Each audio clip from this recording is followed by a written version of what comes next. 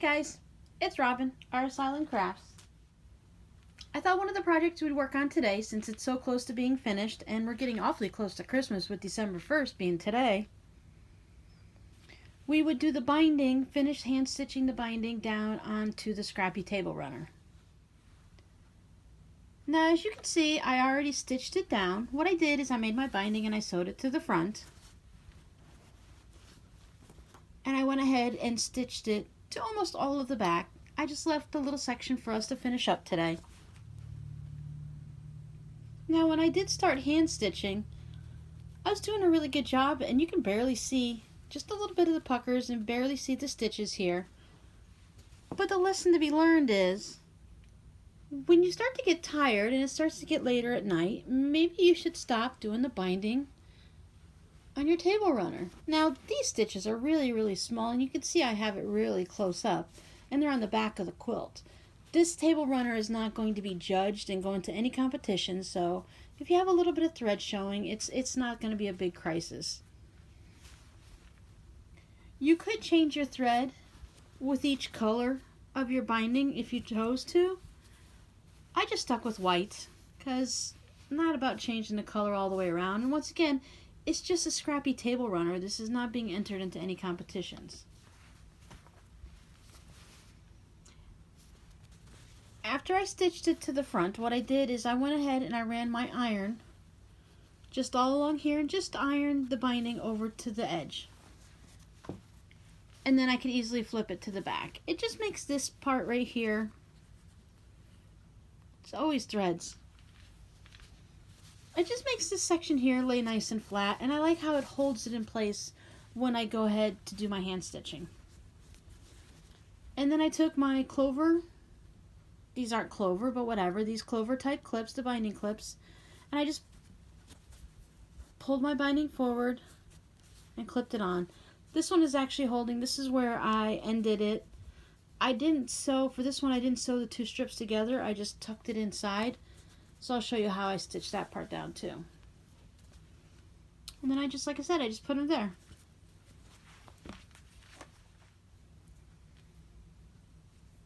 I have my needle threaded, just white sewing thread, it's cotton. And I need to put a knot on the end. So, I have the needle in my right hand because I'm right-handed. I don't know if that really matters, but that's the way I do it. And I have the tail end. And I hold it at the end where the needle's threaded. I wrap around 1, 2, 3 times.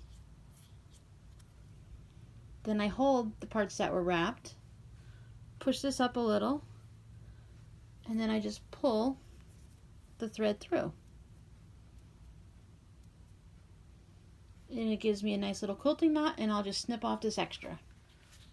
I like to wear a thimble on my middle finger, on the hand that's dominant hand that's holding the needle, because when I go to push the needle through, I like to push it up against here, and after a while it'll put a hole in your finger. Okay, when I go ahead and start it, I like to bury my knot. Here's the stitching line from where we stitched it onto the front, and I just like to, you can either pop it underneath in the back of this, or I just kind of pull it through. And then I bring it through either to the front of the binding or to the front of the quilt. It doesn't really matter. And that hides and secures my knot. Now, I like to put my hand and hold my quilt like this. This clip's in the way, so since my hand is holding it, I'm going to remove the clip. Normally with something this size, I probably wouldn't clip it except for on the corners, because as you can see, after ironing it, this lays down really nice. What we need to do is we need to make sure that we take this fold of the binding and make sure it comes past this line of stitching from where we stitched the binding to the front of the quilt.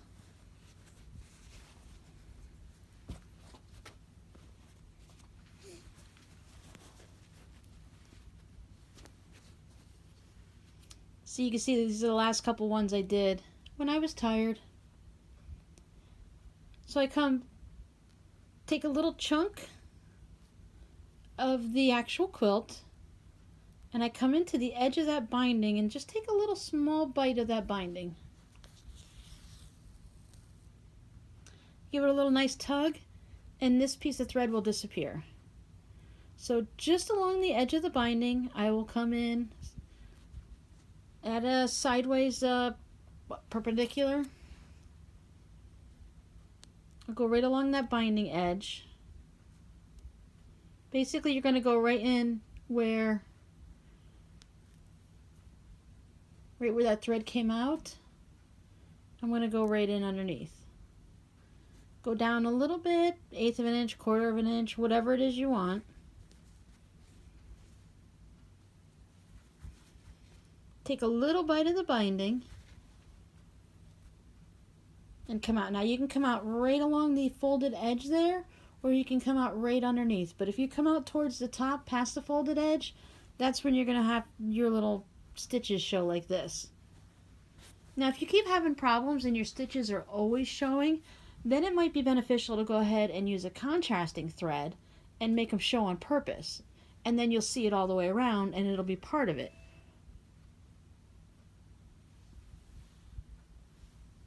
Or you can make it match your binding and it won't be noticeable. And see how I use my middle finger to just push the needle through? Working on this fabric, you're not putting a lot of pressure. The needle goes through real easy, but still after a while it can get a little sore on your finger, and it's just something I'm used to doing when I hand stitch, so I wear the thimble.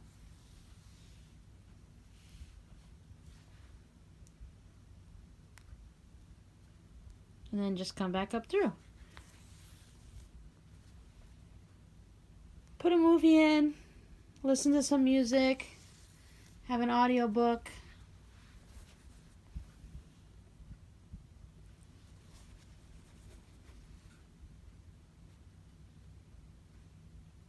If you're working on a large quilt, it's going to take hours and hours and days to hand stitch the binding down. But if that's the look you're looking for and you don't want to have any extra stitches on the front from sewing it down with a machine,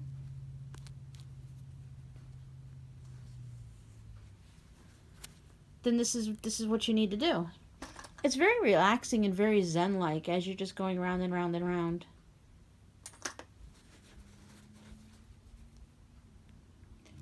If you have your quilting line that's in the way, either go on one side of it or the other. It'll make it a little bit harder to push your needle through, but not too much.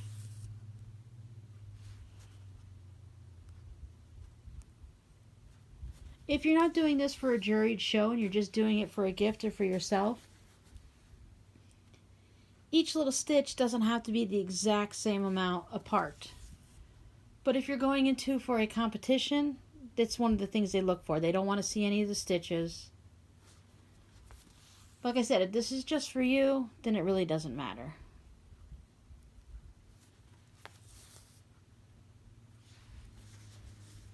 Now, like I said, you know, I'm doing this in front of a camera and trying to get all my stitches, so I'm going to have some showing, but I don't really mind that. Plus, when I wash it, there's a chance that some of it, with it, everything, when it crinkles up, that they just might disappear.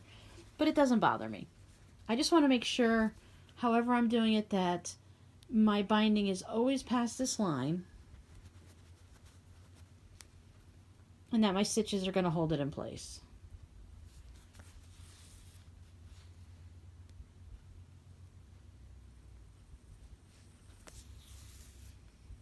Okay, so let's say you finished the end of your thread. Now you need to know how to finish it off and to start a new thread. So if you're either at the end of the thread or you're all done with your project, I just go right below in the same spot. Try to come up close, if not in the same hole. So I'm in my quilt, and then I'm near where I came out in my binding. I just pull it till I have a loop. Put my needle through that loop, and it's just like one of those simple little knots that we do. Give it a nice little tug. Then it's just the same as burying the knot as if you were doing any hand quilting. Just go in the hole into your, you want to stay in the front of your, in the back of your quilt. You want to make sure you're not going through all the way to the other side.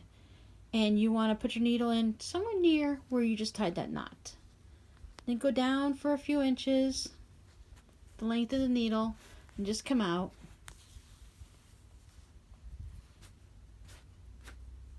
And then I just give it a little tug.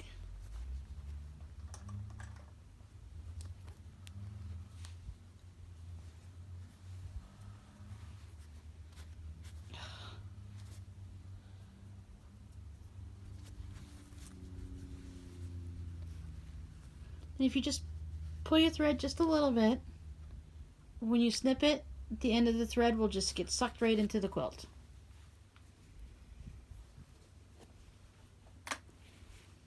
Now let's do the section. This is where I said I joined the two binding pieces together. And I'll show you how I handle this.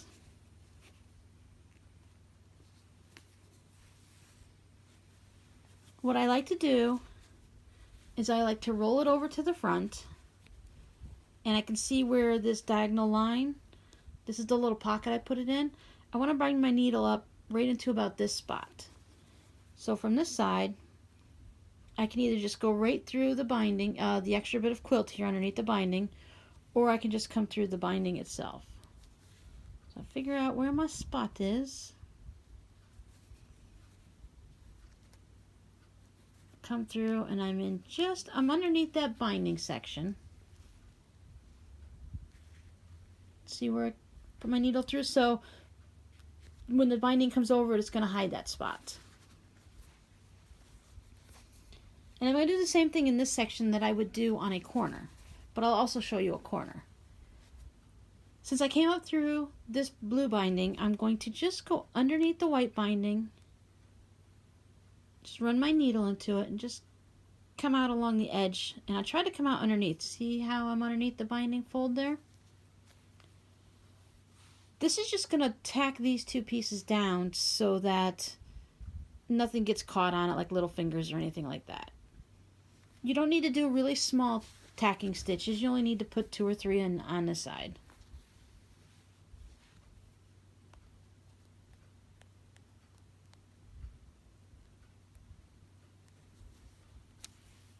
Okay, bring my binding around to the front, to the back, where we were working on it.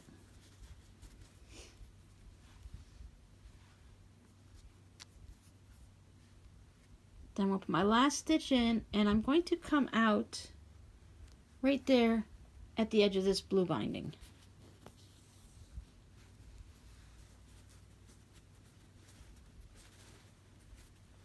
Make sure I'm over that sewing line.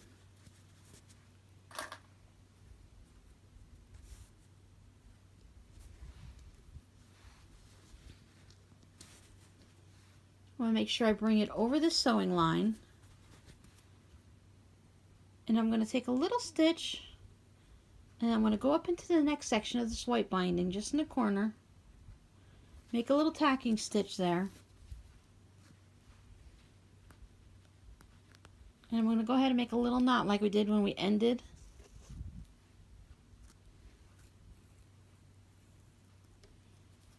And when I snug that down, it's going to hold that spot for me. And I come back here, back towards the blue, come back out at that corner, and there we go. And then I'll just keep on going down and stitching down my binding. Now, one of the things I like to do is I have my non-dominant, my left hand, I have my fingers on the back, and I keep my fingers right along here. So as I'm stitching, you see I have my finger, my pointer finger right here. As I'm stitching, if this needle goes all the way through, I will feel it because I'll stab myself. And if somehow I get lucky and I don't stab myself, but I still manage to put my needle through, when I take the needle and I pull this, I will feel the thread run along my finger if I'd gone all the way through. Now, that being said, you still have to check periodically because there's a good chance, if you're not paying attention, that you could put a stitch all the way through. And then all you do is you can either cut your thread or just, what I do is I take my needle off and I pull up the binding a little and I use the eye part of my needle and I just pull the stitches out until I get to the one that was stuck out. Now, if I happen to notice I'm already 6, 7, 8 inches down that way, and I happen to notice one all the way around the corner here. I'll probably just leave it. They do have the fabric markers and Sharpies that if you can match the color, you can just color in that thread. Or you can pull it all the way out. It all depends on what look you're going for.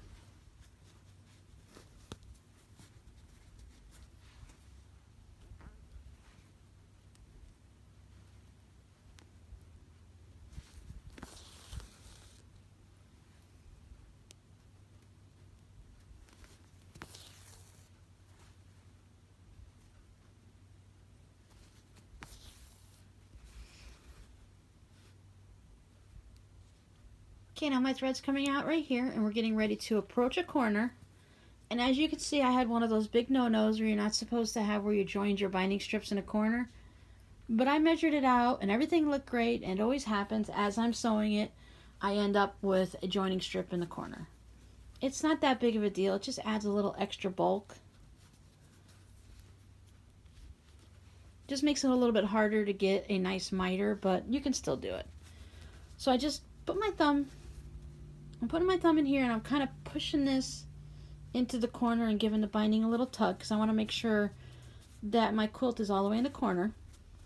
This thumb smooths it and holds it down to make sure it's over the line. And then I just put a fold in. Now you want to get a nice miter, so if as you're folding it, it ends up all the way over here, then you need to put your fold a little further up. And if you do it and this doesn't match up, then you went a little too high. So you just kind of fiddle with it until you get it just right. And then I take one of my clips and I clip that corner. Now, as I'm somewhere down in this section, a few inches away, that's usually when I do my miters, my corners.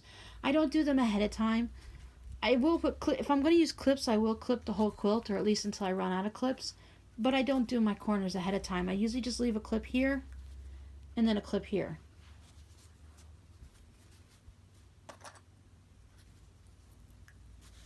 This is at the end to where I started, so I don't have a clip here. But I like to just keep one there because it just holds this in place. This one holds the binding, the corner, the miter corner from going anywhere. Normally I do this when it's sitting in my lap under a good light. Like I said, I put on some YouTube or I watch a movie. This time of year, a nice Hallmark Christmas movie is always fun for me.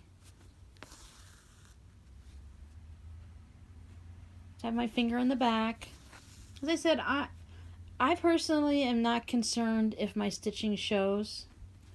I'd rather just go a little bit faster and get it done. These little stitches that go through there, it doesn't bother me. I've seen when people receive gifts and stuff, if they're not another quilter or has a quilter in the family, they're just happy when they get the gift. They're not noticing these little bitty stitches. Plus, it just kind of makes it, it's more of a, it's handmade, it's not perfect. Not everything needs to be exact and perfect. We're not going for everything in a competition. Alright, so I keep working my way to the corner.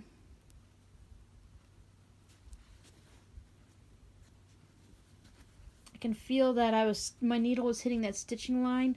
You'll be able to feel it because with the stitching, your needle will stop. It won't be able to go as smoothly as it is just straight through the batting. So if I need to pull this down a little, I might just move my needle down past the stitching line. I can see right through here is the stitching line. So when I come up, I'll come in down a little low, bring my needle up, and then I can pull that down over the stitching line, like that. Alright, now when I get to my mitered corner, I know we worked really hard to get it, but it's pressed, it's there. It'll come right back. I like to stitch all the way up underneath this strip of binding, so I will put my tacking stitches all the way to this sewn line here. When it comes to where two strips are, I like to put a stitch on one side of the sewing line.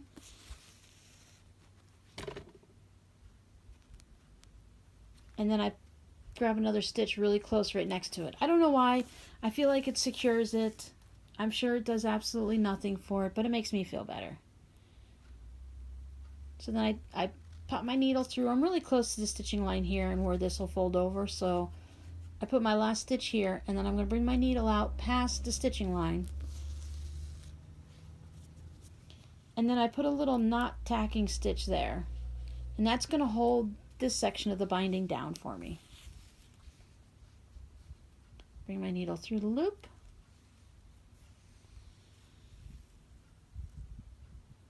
Okay, then I just bring this side of the binding down, and I'll make sure I'm still sticking pretty close to my miter. This one's really easy because it has a sewn line right there that I just bring this down.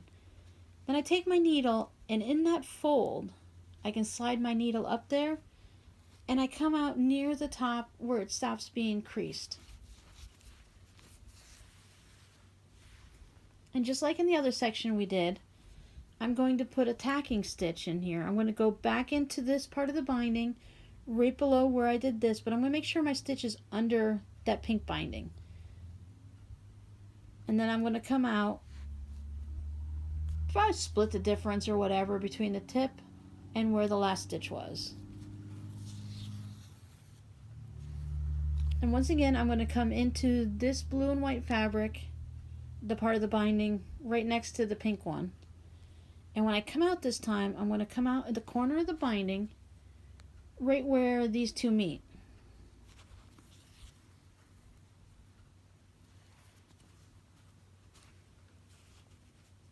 Okay, can you see that? And then I'm going to stick my needle kind of under this binding, and I'm going to come out through here so I can make a little tacking stitch in this corner.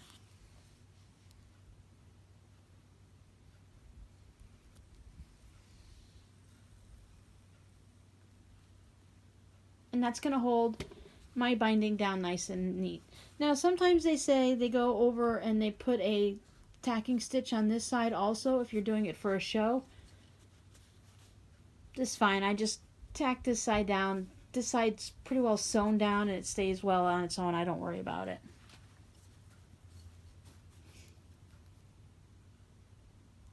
And then I just take a little small stitch to get myself started again. I go in through the backing and back up through the binding.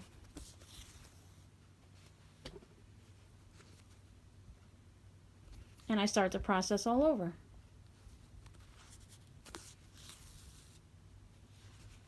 And I keep carrying on until I'm all done.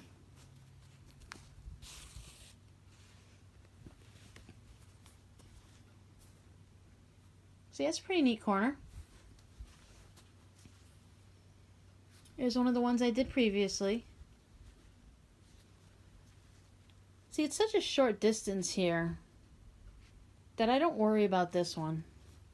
This one being hand sewn down, I like to put that extra tack because the back of my binding is always a little bit wider than my front.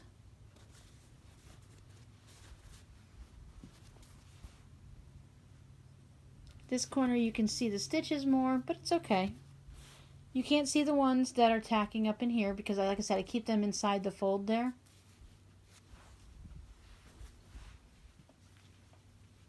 So that's it. That's how I hand stitch the binding to the back of my quilts.